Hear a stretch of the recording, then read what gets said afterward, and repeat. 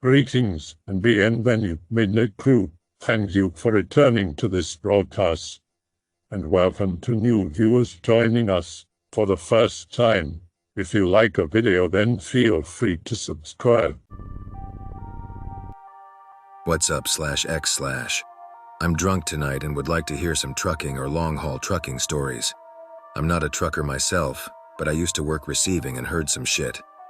I'll be typing them out as I go. Be working receiving for a grocery store. The truck is 45 minutes late. Comes in with a pale face as I break the seal to unload the truck. Asks me straight up if there's any weird shit between our store and the other one that's an hour away. Say I've seen some things on that highway, but ask what he means. Says about 20 minutes outside of another village he saw another truck. It had its four-way flashers on and the driver's side door open. He slows down to a crawl looking for the driver. No driver in sight. He stops the truck and with high beams on is looking around. Sees the driver of the truck face down on the side of the road. He knows the driver, so he gets out and tries to see if he's okay. The driver also is a grocery truck driver. Wakes up freaking out. He's talking about shadows and shit. By this point, the driver I'm talking to is getting a little overwhelmed, so I calm him down and get him to sit on the stairs of the warehouse. I unload all the pallets in record time, wanting to hear the story. Guy says that the other truck driver was delirious, didn't know what time it was or anything. By this time, it was 9 p.m. I know because that's when the store closes and I had to stay and wait for him, and I called him, but he didn't pick up. He thought the guy was off his rocker on drugs. Sad because he was a recovering addict, helped him back up and toward his trunk. The guy is still rambling about shadows and seeing things. Trucker realizes that the clock in the other guy's truck is stuck at 5:03. He said something about time being tracked and that the time being wrong was super weird. I just nodded my head because I'm a receiver and deal with weird people every day. Said he didn't want to be left alone in case they came back. He said, "Who the hell are they, man? You're all fucked up." The other driver was super dehydrated and downed like 2 bottles of water. Said he was driving on the 123, the highway number, and suddenly the truck just started losing power. He lost control of the steering and it just went off to the shoulder of the road like he was parking. He's freaking out by this point. Gets out of his truck thinking something is messed up. Says the last thing he remembers is 4 shadowy figures coming up out of the woods and by his truck. Then he wakes up in horrible pain like his whole skeleton hurts. Trucker guy at my store said he helped him back into his truck and told him to get some rest, keeps driving. 20 minutes on the highway from my rural store. This highway, by the way, is a shittily paved road through very deep woods. It's straight the whole way. Said when he got about 20 minutes away, his truck just started losing power. No matter if he hit the gas, the engine did nothing. Said his truck stopped on the road and suddenly he felt paralyzed. Weird shadowy figures come up on the road and start trying the door. He said they looked like people, but just the shadows of them. The door was locked. One of them just stood there on the step looking at him, blacker than black against the dark forest. At some point, the engine seems to roar to life. The shadowy thing climbs off the step and they just leave.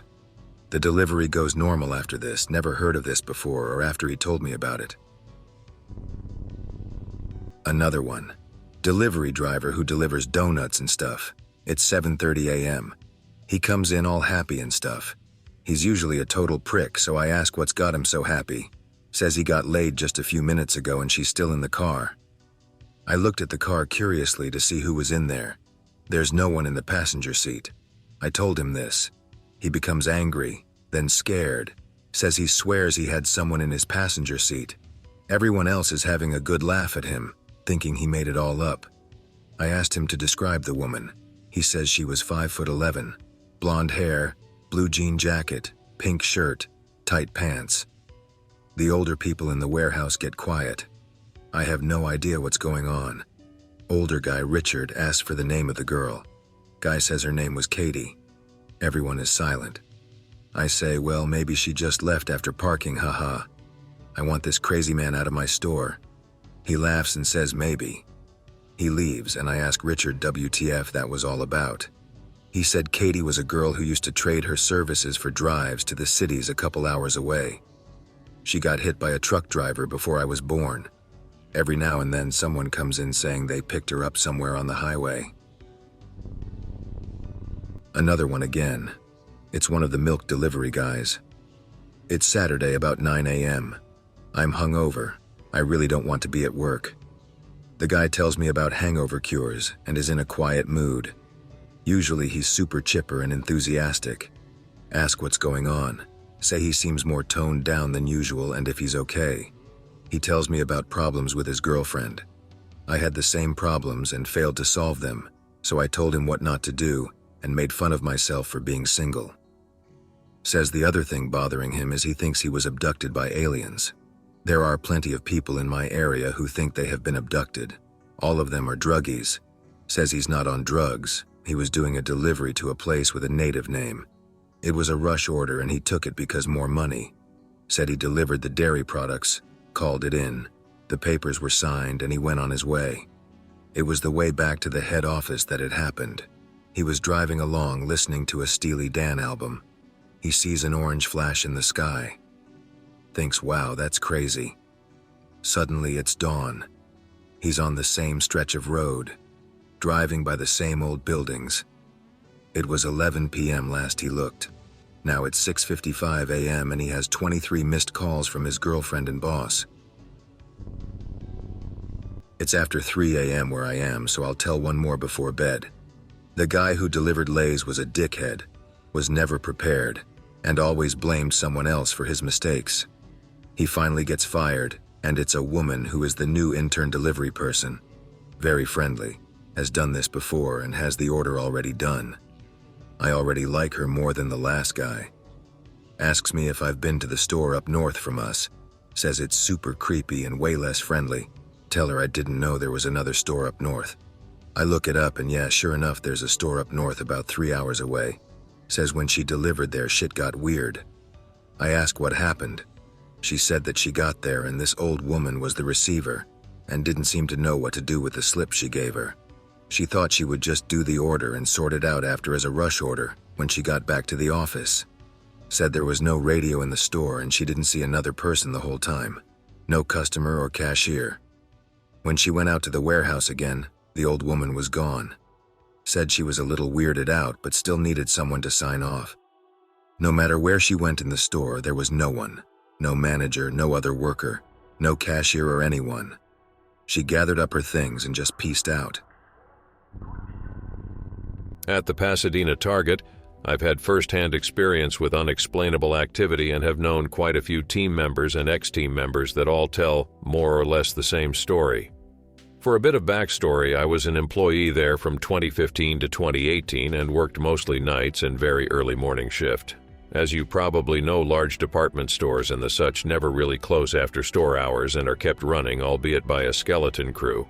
If you are there after closing, you are either doing shipment receiving, sorting, stocking, or are part of the maintenance or store decoration and repositioning crew. So with that being said, I was part of sorting and stocking, meaning I was running back and forth all over the sales floors, putting cartfuls of merchandise on shelves, etc. My paranormal experience occurred roughly about 12 days in, when I was stocking toilet paper in the back corner of the first floor. It was early in the morning, 5 to 6 a.m., and I was just getting started with stocking and began lining up the Charmin value packs when I started to hear someone with a key ring or light chain walking in between the aisles next to mine. At first my mind automatically went to it being one of the janitor staff finishing up a pass and were just spot checking. I didn't pay it much attention and went back to what I was doing and blocked it out of my mind. Roughly about 12 minutes later, I was done with my aisle and moved on to the next one. That's when I noticed the pacing hadn't stopped. I called out in Spanish, since all the cleaning crew were Latino. "How are you, or how's the night treating you?" Only to not have anyone respond, which wasn't that odd. I assumed they had earbuds and couldn't hear me. But then almost as soon as I turned my back to start putting stuff on the shelf, I heard a crisp above speaking volume voice right next to my ear say no. I remember jumping and I immediately turned to see who it was, only to find an empty aisle. It was definitely a male voice, I'll say middle-aged. I checked all the neighboring aisles and was completely alone. I was shook up and felt uneasy for the rest of the shift. A few days later, I was in the break room. That's on the third floor, team members only. and I told my story to one of the older night shift guys. He nodded and told me that it wasn't out of the ordinary to hear that particular voice or see the shape of a man turning down an aisle there. I remember he said that was Henry Harvey, and he had been known to pace the floor and mutter to himself, only to then disappear. He was apparently fond of scaring the cleaning crews and didn't seem to like people in his area. Another experience I had at that Target was the Shadow Boy. As I mentioned earlier, the third floor is blocked off to the public and is used as administration offices and break room, but we would also use part of it as a warehouse and product storage. So it wasn't out of the ordinary to have to go up there and fetch a cart with items for stocking. Well, there is a ghost up there that people call the Boy. It's often seen darting from the wall to a shelf, or can be seen in the corner of the room for a split second. It's about 4 feet tall and tends to be a blurry shape. I was finishing up for the night and had to put a rack of clothes in that storage room. As I walked in, I looked for a good spot, and as I took a step forward, this shadow shot from my end of the room to the opposite side. I know it wasn't a trick of the light because it knocked a small box off a shelf on its way over. The speed was way too fast for it to be a human, and it shot right through about 6 rows of fully stocked shelves. What was odd to me was that this thing clipped the last shelf and had enough force behind it to knock the box off from where it was. Granted, I didn't stay to look for any more evidence, so suffice to say I saw the Boy. A lot of the older staff talk about how most of these entities tend to have their very specific MO and like to stay within a specific area. Here are some of the stories I've heard off the top of my head. Person seen walking into elevator only to have it not go up or down and open to reveal it's empty. Items on shelves being moved or falling with no explanation. I have heard stories about the Old Man, a ghost who likes to walk around the store, and when employees try to stop him and tell him the store is closed, he disappears. Cold spots experienced in the outdoor seating area where a homeless person was found dead. Looking into the history of the building, I can't really find anything that jumps out as odd. Built in the late 50s, it has always been a department store. Robinson's May Target. I have 3. Driving to 24/7 convenience store at about 3 a.m. Live in first stage of housing development, road to town is still surrounded by forest dark, no streetlights, narrow road. Have to pass by the local cemetery. Driving past the cemetery, a large St. Bernard dog walks out from the shadows, stops in the middle of the road in front of my car. I slow down so as not to hit it, but there's no room to go around it. It stares right at me and vanishes, just fades away like smoke. Realize its eyes weren't glowing in the headlights. I just kind of shrugged it off and continued to the store, not sure if it was a ghost or if I was hallucinating. Second one. Work at Walmart as an overnight security guard. Store is right next to the cemetery, the one on Ben White in South Austin if you're curious. Driving around the parking lot in a patrol car, get a call on the radio to check out the back of the store. Drive back there. The manager is hanging his head out the receiving door, waves me over and points to a stack of large storage containers. Go check it out, Anon. Someone is running around over there. We both look over, see a distinct shadow of a person running in between the containers. Shadow disappears as I walk over with my flashlight. 10-foot-high fence behind containers. All containers are sealed and locked. Nowhere for a person to go or hide. Check everywhere around the area. Can't find anyone. Return to the manager. Say there's no one there. He's visibly shaken and just goes back inside without saying anything else. Last one. Same Walmart. This time I'm heading inside to use the bathroom. About 4 a.m. at night. No customers at all. Walk into the bathroom and you can tell it was recently cleaned by the overnight custodial crew. Carefully walk over the freshly mopped floor so as not to leave too many marks. Check stalls. All 3 are open with no one in them. Sit down in a stall and do my business. As I'm sitting there, the stall door next to mine slams shut. Scares the literal shit out of me, but I just stay seated. Hear heavy footsteps stomping around in the bathroom, but don't see any feet or shadow or anything under the stall door. Finish up. Feet are still stomping all over. Stand up and flush the toilet. The sound of feet immediately stops. Nervously open the stall door and look outside. Floor is covered in black shoe prints. At no time did the bathroom door open or close while this was happening, so no one came in or left. I'm still alone in the bathroom. That one messed me up. I don't work there anymore, but I'm positive that the store was haunted. Was a security guard at a warehouse depot that stored overseas shipping containers close to the local port. Worked graveyard shift with another guard. Just the two of us, from 11 p.m. to 7 a.m. We had to patrol the entire perimeter every hour. Took a total of 30 minutes to complete at a steady pace. Had to scan tags with a phone to appease our employers because the guards there had a reputation for slacking off and skipping patrols. One night, I am halfway done with said patrol. It's past midnight. Get on one of the loading docks at the furthest end of the warehouse from where my coworker was. Approach a door that had scan tag next to it. As I get within a foot from the tag, I suddenly hear someone running. Sounded like someone wearing large boots, stomping at a pace of 95 BPM on a metronome. I quickly turn around and I'm frozen still for 10 seconds listening to this noise. I expect to see someone turn the corner of the loading dock and come charging at me. Probably a thief or homeless guy, I think to myself. I get ready to stand my ground. But the odd thing is that the stomping didn't seem to come from a particular direction. In fact, it was as if it was coming from everywhere all at once. The stomping slowly dissipates. Again, the stomps were not decaying away from me, but not in any direction, left or right of the loading dock. Whoever it was couldn't be running away directly in front of me, as there is a fence and a freeway just on the other side of the fence. The person could only run towards the left or right. In all, the stomping lasted 20 seconds straight. I saw no one around me. No one is coming towards me.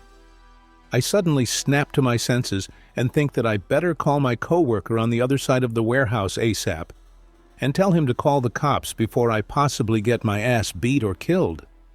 No way am I letting this asshole get away easily if I die. My coworker calls the cops and they send a chopper and 10 squad cars.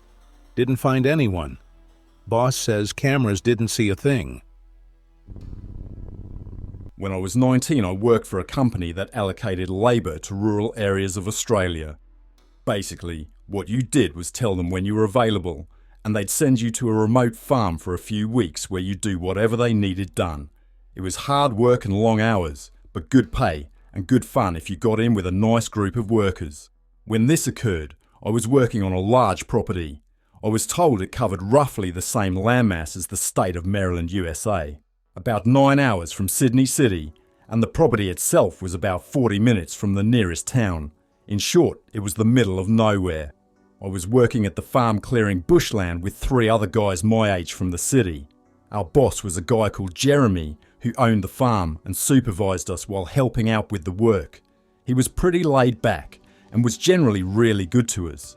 This summer in particular was very hot and the work was hard. So one day when the temperature hit about 38 degrees Celsius, about 100 Fahrenheit, Jeremy decided to give us the afternoon off. He said he knew of a waterhole on the farm about a 25-minute drive north. I was keen for a swim, but the other guys just wanted to relax for the arvo. So him and I hopped in one of the work trucks and started heading across the property. It was mostly wide, empty expanses with a few clumps of scattered bushland. Jeremy wasn't much of a talker, so we drove more or less in silence. After about 20 minutes, however, he suddenly perked up and jabbed me in the ribs. Do you see that over there beneath the 2 dead trees? I should mention here that if you're not familiar with inland areas, particularly those in Australia, they are brown or red and mostly flat and bland, meaning any bright colours stick out like a sore thumb. So you can imagine our surprise when we could see a large blue angular structure far off in the distance. We steered in its direction, and as we got closer we realised it was a huge blue shipping container just sitting in the middle of nowhere. Jeremy was perplexed. I asked him if he knew what it was, but he obviously didn't. He said he hadn't seen it when he drove through the same area about 5 weeks before, and he wanted to go and see what it was. Initially we pulled to a stop about 100 metres away from it. At this stage I had a really bad feeling the whole thing wasn't right. It's hard to explain, but if you can imagine seeing such a foreign object in the middle of a huge barren expanse, It had to be something weird. Jeremy, however, wanted to investigate, which I understood, given it was his property. But in truth, I was really anxious. As we got closer, things got even more bizarre. There was a big diesel generator behind it thumping away, and a CCTV camera on each side, all motion activated so they buzzed from side to side, following us as we moved around. I tried to reason with Jeremy, something along the lines of, with all this security, someone obviously doesn't want us here, let's just go.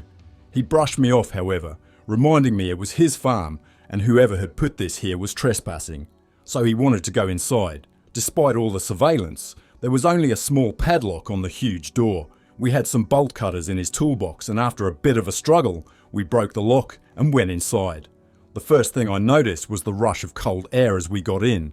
The place was air conditioned, which I must admit was quite pleasant on such a hot day. We searched around for a light switch, but I could already see this was some sort of IT setup. There were flashing LEDs all around the place, and the sort of hum you hear when a hard drive is working hard. When we finally switched on the lights, we could see a sophisticated, albeit somewhat cluttered, office setup. There were hard drives the size of bar fridges and other computer equipment lining the walls, sometimes piled 2 or 3 high, and plastic storage boxes scattered around the far wall, and several desks with computer monitors arranged in the middle, complete with rolling office chairs. At this stage, I felt like I was in one of those nonsensical dreams. This made absolutely no sense. We wandered to the middle and sat down at the desks to see if the computers could give us any idea of what the hell was going on here. My heart was racing and I just wanted to bolt. We had been seen by the CCTV, so if anyone was monitoring, they already knew we were here. Jeremy, on the other hand, was adamant we had to get to the bottom of this, so I put on a brave face and started looking through the computer. This went on for a while, but in short, neither of us had a very high grasp of technology outside of Facebook and Microsoft Word. The best I can describe it from my lay position is that it was endless lists of computer talk. It was like the old Napster or LimeWire download screens looked like, just constantly picking up and receiving data, then recording it on several windows. I gave up on the computers and walked cautiously over the far end of the container to the big pile of storage boxes. By then, I was pretty sure no one else was there, as there was nowhere to hide really, but I was still incredibly on edge. I decided, against my better judgment, to see what was inside all these boxes. My brief sift through this box still makes me feel sick to the stomach. It didn't take long for me to realise that this box was full of posters, DVDs and photos, all of hardcore illegal material. One thing that still gets to me is that it was all neatly ordered into folders and smaller boxes. These people were organised. I immediately recoiled, jumped up and ran over to Jeremy. I could hardly string a sentence together. I said something to the effect of, "Mate, get out, go, get the fuck up." I dragged him out, composed myself and managed to explain what I saw. We jumped back into the truck and sped back to the house. The farm had no mobile phone reception, and we hadn't bought the satellite phone, so we had to get back to the landline to call the police. Once we called them, they still had to make it all the way to the farm from the nearest police station, which was in a town about a half hour from the town closest to the farm. As I mentioned, very remote. We waited, talking frantically about what we'd seen, until the cops arrived almost an hour later. They arrived with 2 four-wheel drives, and we jumped in and led them back. This is where it gets worse. By the time we got back, the container door was open and there was fire inside. We had only 2 small extinguishers in the cars, and these did very little. The fire department took an hour to get there, by which stage most of the damage was already done. An arson report by the federal police found almost no evidence of the computer equipment described, and only traces of paper and cardboard. This means that whoever ran it knew we were there and had time to come and remove most of it and get away. There were various ways to get off the property, and the landmass was huge, so there was no real way to tail them, since the police hadn't taken us all too seriously in the first instance. Probably due to our poor explanation on the phone, aerial surveillance was also impossible by the time we had pieced it all together. I took a keen interest in following it up, but with no real evidence of who might be responsible, the investigation went cold. I've kept in contact with Jeremy, and the shipping container is still sitting there on the farm as it's too expensive to move. I'll never forget what I saw in those boxes. I had a close encounter of the third kind one night when closing up a little grocery store I used to work at. I was working at a Save-A-Lot in Bakersfield one night. This was in 2017, so way before the pandemic, and I was closing up for the night with manager Stacy, who I was on and off again dating. I went outside in the parking lot to get the few carts that were left out when I looked up into the sky and saw a bright blue dot of light. It was so bright and blue I immediately knew it wasn't a star. I watched it for about 10 seconds before it vanished completely without a trace. Then I ran inside to get Stacy and tell her about it. She was in the front office, which has one of those windows that's a two-way mirror so you can see out at the cash registers. She was doing something I don't remember, paperwork or counting the safe or something. I told her about the dot, and she just kind of shrugged it off like it was nothing. But when we went outside, it was visible again, and I started screaming for her to look. But her face was frozen in fear. She was staring out at the end of the parking lot about 50 yards away at something that was walking near a dumpster.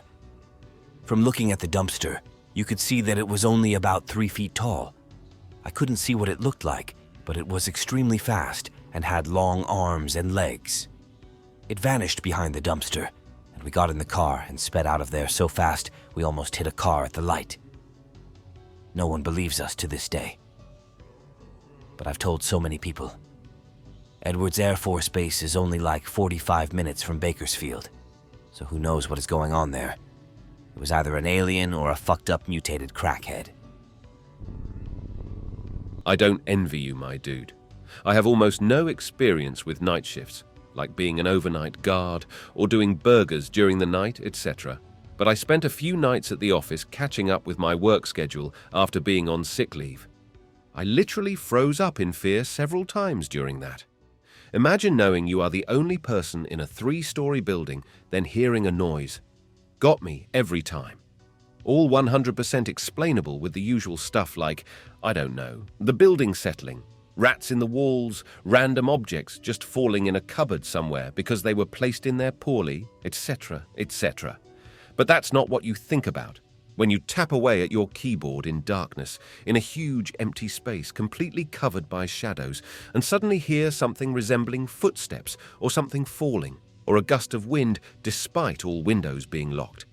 I immediately went into panic mode, sure that it was ghosts or some crazy person rummaging through the lower floors or something, riding the elevator in a completely empty, dark building and hearing something bump above. Wow, nearly shat my pants. First night I also took smoke breaks, which could only be made downstairs in a little courtyard linked to the street due to fire alarms everywhere else. Imagine riding the spooky elevator alone, hearing noises and bumps and footsteps, only to exit into an empty dark courtyard, lit only by your lighter and one lamp above the door that doesn't give much illumination. And then you spot something in the dark. Probably a cat or a rat or a hobo. But that's not what you think at the moment. I'm honestly more worried about crackheads and hobos than anything paranormal happening, but I imagine random noises will freak me out too. I'm not a very social person, and my sleep schedule regularly gravitates towards late hours, where I go to sleep at 4 to 5 a.m. I feel like working night shifts makes most sense for me, as I'm also trying to develop some skills with which I hope to be self-employed come next year. When I opened the door, nobody was inside, so I walked around and had a look for myself. All the computers were off, all the doors and windows were closed, and I went back into the processing facility behind the office itself, and I could see out onto the warehouse floor where they stored the barrels, and down in one of the lanes was a child all by themselves. So naturally, I started freaking out. I radioed my partner, 'cause we work in pairs, to get his ass over here as soon as possible. We had break-ins in the past, and some kids broke windows and spray-painted on the walls, shit like that. But this was an honest-to-God 4 or 5-year-old child just wandering around inside the factory. When my partner finally showed up, he wasn't alone. He had our field manager with him, and they told me to get back to my station, and the cops were on their way to get the kid. I was forced to leave, never saw the kid, never saw the cops, Sat the whole night in my booth freaked out looking all around and over my shoulder. I never found out what happened. The company went bankrupt 2 years later and vanished. The site isn't even there anymore.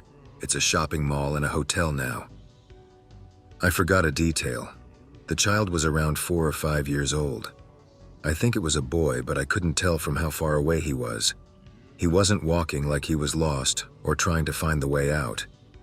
He was just routinely walking around between the barrels and the lanes. I watched him for about 3 or 4 minutes before my partner showed up. I could see he was Caucasian maybe, short dark hair, wearing a plain white t-shirt and shorts, but no shoes on. He didn't acknowledge me, but I also didn't call out to him. The whole thing felt freaky, so I didn't even want to go down to where he was on the floor. It was down a flight of steps into a storage facility with tall ceilings and poor lighting. How come you never found out what happened? Did you just not ask, or did no one tell you? I tried to ask my field manager a few times what happened in the coming days. He just kept telling me the cops picked the kid up and ran away from a nearby apartment building, which is plausible. There were housing areas about 3 miles from where we were. But there's no way that kid could have gotten into the office and the storage facility without keys. It's 2 different keys into the office and storage. I have kind of a weird one, but keep in mind we were working split shifts and we're all tired. So you can chalk it up to a sleepy hallucination. I'm only sharing it because there were a few of us that witnessed it. Warehouse work. A small crew of us, 5 guys total, are tasked with picking up some items for a sister company. After hours. We're not scheduled till almost 10 p.m. The pickup involves some basic shit like tables and chairs. But there's one huge container we've been told about. An enormous wooden box full of staging. It's at least 8 feet tall and maybe 6 feet wide. The cargo space of our truck was about 9 feet in height, and we could barely squeeze this box inside. It was also heavy, solid wood, which made it extra annoying to load and unload. Anyway, we lug everything back to the warehouse, managed to get the box unloaded. We also have to empty it. Our boss wanted us to clean all the staging the next day. So that takes a while, and by 1 or 2 a.m. we're finished, but sleepy and a little tired. We're taking a breather before calling it a night. Gathered around the box, drinking water silently. Basically spaced out, staring out the dock door into the dark parking lot outside. Then we hear somebody enter the box. All of us simultaneously look at it and then at each other. I think we all assumed one of us went into the box to double-check it one final time, but remember, we're a small crew, just 5 guys. All of us are accounted for, nobody missing. I don't know about them, but I got chills very suddenly. All of us look back at the box. The warehouse is silent except for the sound of someone walking into the box, then walking back out. As the footsteps exit the box, they just stop and there's a long silence. You could hear a pin drop. Then our crew leader said, "All right, I think we all need some sleep." So we closed up the warehouse and went home. Talked about it the next day with the guys. They all remember it like I did. I hope that you enjoyed tonight's broadcast. If you enjoyed tonight's story, then please subscribe to the channel, as more green texts will appear daily. A new broadcast will appear when the clock strikes midnight Central Time.